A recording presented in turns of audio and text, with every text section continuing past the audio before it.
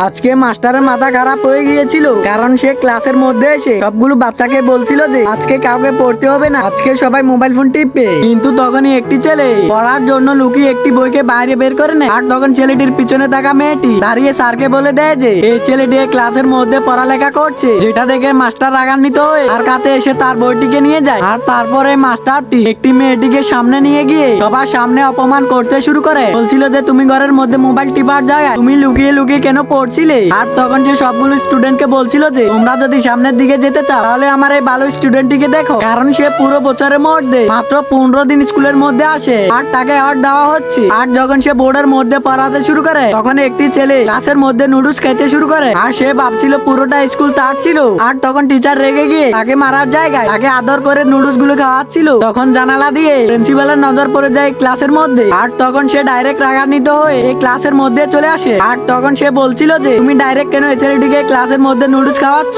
কোনো সস না দিয়ে এই নাও আমার থেকে 2টি সস নিয়ে যাও। এখন তুমি যদি তোমার বাবাকে ভালোবেসে থাকো তাহলে ভিডিওটিতে লাইক এবং সাবস্ক্রাইব করো।